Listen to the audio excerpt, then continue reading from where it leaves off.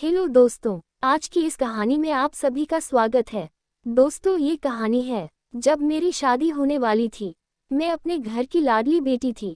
जब मेरी पढ़ाई पूरी हो गई तो मेरा निकाह सोयहब से हो गया। मेरा निकाह खूब धूमधाम से हुआ। सोयहब के पिता के कपड़े का कारोबार था।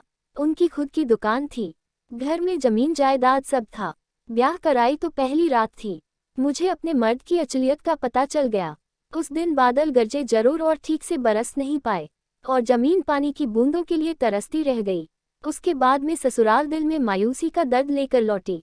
खानदानी घर की पढ़ी लिखी लड़की होने के बावजूद सीधी सादी मुझको एक ऐसे आदमी को सौंप दिया गया जो सिर्फ सारा पानी का इंतजाम तो करता पर मुझे खुश नहीं कर पाता था। मुझको एक हफ्ते बाद मेरे ससुर ससुराल लेकर आए।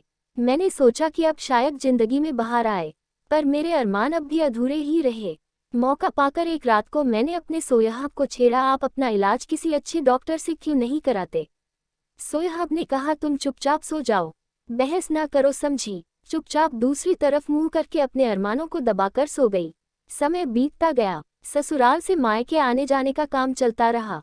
इस बात को हम दोनों समझ रहे थे, पर कहते किसी से कुछ नहीं थे। दोनों परिवार हमें देखकर खुश होते कि हमारे बीच आज तक तू मैं नहीं हुई है। इसी बीच एक ऐसी घटना घटी जिसने मेरी जिंदगी बदल दी। माजिद में एक मौलाना आकर रुके। उसकी बातचीत से मेरे ससुर को ऐसा नशा छाया कि वे उनके मुरीद हो गए। चार फूंक व ताबीज देखकर मौलाना ने तमाम लोगों का मन जीत लिया था।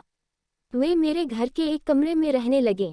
बेटी, तुम्हारी शादी के 4 साल हो गए, पर मुझे दादा बनने का सुख नहीं मिला। कहो तो मौलाना से ताबीज दिलवा दूं ताकि इस घर को एक औलाद मिल जाए। मेरे ससुर ने मुझसे कहा। मैं समझदार थी, मैं ससुर से बेटे की कमी बताने में हिचक रही थी, क्योंकि घर में ससुर सोहयब और मेरे सिवा कोई नहीं रखता था। इसलिए मैं बोली, बाद में देखेंगे। बाबूजी, अभी मेरी तबीयत ठीक नहीं है। उन्होंने कुछ नहीं कहा। मेरे घर में रहते मौलाना को 1 महीना बीत गया, पर उन्होंने मुझको देखा तक नहीं था। उनके लिए सुबह शाम का खाना खुद मेरे ससुराल आते थे।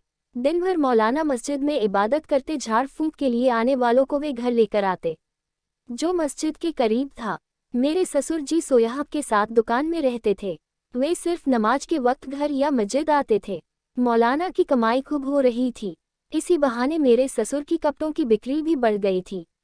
वे जी जान से मौलाना को चाहते थे और उनकी बात नहीं टालते थे। एक दिन दोपहर के वक्त मौलाना घर आए और दरवाजे पर दस्तक दी। मैंने अंदर से ही पूछा, जी कौन है? मैं मौलाना, पानी चाहिए जी। मैं बोली, अभी लाइन में पानी लेकर जैसे ही दरवाजा खोलकर बाहर निकली, मेरे जवान हुस्न को देखकर मौलाना के होश उड़ गए।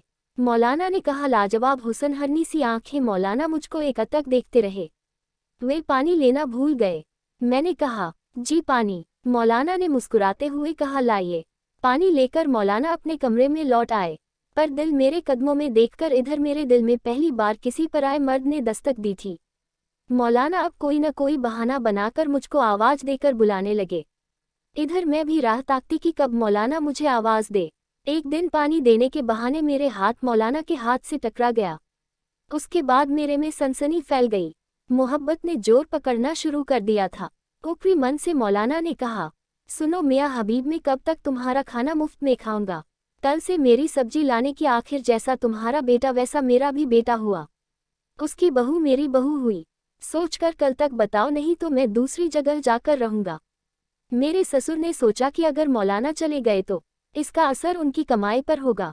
जो ग्राहक दुकान पर आ रहे हैं वे नहीं आएंगे। उनको जो इज्जत मौलाना की वजह से मिल रही है वह नहीं मिलेगी। इस समय पूरा गांव मौलाना के अंधविश्वास की गिरफ्त में था और जबरदस्ती ताजीब अंग्रेजी दवाओं को पीसकर उनमें राख मिलाकर इलाज कर रहे थे। बाप बेटे दोनों ने मौलाना से घर छोड़कर ना जाने की गुजारिश की। अब मौलाना दिखाओ बेटा, बहू कहकर ससुर का दिल जीतने की कोशिश करने लगे।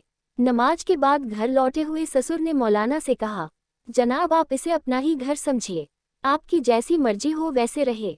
आज से आप घर पर ही खाना खाएंगे। मुझे गैर ना समझे। मौलाना के दिल की मुराद पूरी हो गई। अब वह ज्यादा वक्त घर पर गुजारने लगे। बाहर के मरीजों को जल्दी से ताबीज देकर भेज देते। इस काम में अम्मी भी चुपके हाथ पटाने लगी थी। तकरीबन 4 महीने का समय बीत चुका था। मेरे और मौलाना के बीच मोहब्बत ने जड़ें जमा ली थी। एक दिन मौलाना ने सोचा कि आज अच्छा मौका है, मेरी चाहत का इम्तिहान ले लिया जाए। और वह बिस्तर पर पेट दर्द का बहाना बनाकर लेट गई। मेरा पेट दर्द कर रहा है, बहुत तकलीफ हो रही है, तुम जरा सा गर्म पानी से सेक दो, मेरे सामने कराते हुए मौलाना ने कहा। जी कहकर मैं पानी गर्म करने चली गई। थोड़ी देर बाद मैं नज़दीक बैठकर मौलाना का पेट सेकने लगी। उसके बाद दोस्तों वही हुआ जो कि एक पति और पत्नी के बीच में होता है। और मौलाना एक मस्त वाला क्रिकेट का खेल चुके थे। हमारे बीच क्रिकेट का खेल भी रखा गया था, क्योंकि मेरे पति इस काम को करने में नाकाम थे। लेकिन मौलाना ने वह सब कुछ कर दिया था जो कि एक पति अपनी पत्नी को करता है, जिससे उसका घर बाहर और उसका वंश आगे बढ़ता है। मौलाना ने हमारा वंश आगे बढ़ा दिया था और उसका पता मुझे उसके 2 महीने बाद ही लग गया था। अब मेरे और मौलाना के बीच का रिश्ता पति पत्नी का हो गया था। हमने एक दिन बाहर जाकर शादी भी कर ली थी। मौलाना ने मुझे अपनी पत्नी स्वीकार कर लिया था। उसके बाद 1 से 3 महीने ऐसे ही बीत गए। फिर एक दिन मैंने अम्बू से कहा, अब्बू मुझे यकीन है कि मौलाना की ताबीज से जरूर कामयाबी मिलेगी। इन्हें अपने ससुर से कहा। उन्होंने कहा, हाँ बेटी मुझे भी यकीन है। अब मेरे ससुर काफ़ी मालदार हो गए थे। दिन काफ़ी हंसी खुशी से गुजर रहे थे। तभी वक़्त ने ऐसी करवट बदली कि ससुर की जिंदगी में अंधेरा सा गया। एक दिन मेरे ससुर अचानक किसी जरूरी काम से घर आए। दरवाजे पर दस्तक देने की काफ़ी देर बाद मैंने आकर दरवाज़ा खोला और पीछे हट गई। मेरा चेहरा घबराहट से लाल हो गया था, बदन में कपकपी आ गई थी।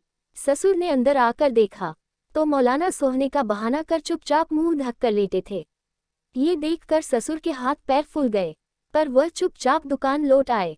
अब क्या होगा, मुझे डर लग रहा है, कहते हुए मैंने मौलाना से कहा। मौलाना ने कहा, कुछ नहीं होगा, हम आज ही रात में घर छोड़कर नई दुनिया बसाने निकल जाएंगे। मैं शहर से गाड़ी का इंतजाम करके आता हूँ, तुम तैयार रहना, कहकर मौलाना वहाँ से चले गए। मैं तैयार हूँ, मैंने कहा, जैसा आप ठीक समझे। मौलाना चुपचाप शहर से चले गए। मौलाना को न पाकर ससुर ने समझा कि उनके डर की वजह से वह भाग गया है। सुबह सोहैब ने बताया, अब्बू कुसुम भी घर पर नहीं है। मैंने तमाम जगह खोज लिया पर कहीं उसका पता नहीं है। वह बक्सा भी नहीं है जिसमें गहने रखे। मेरे ससुर घबरा कर अपनी जिंदगी कमाए और मुझको खोजने में लग गए, पर मैं उनकी पहुंच से काफ़ी दूर जा चुकी थी, मौलाना के साथ अपना नया घर बसाने।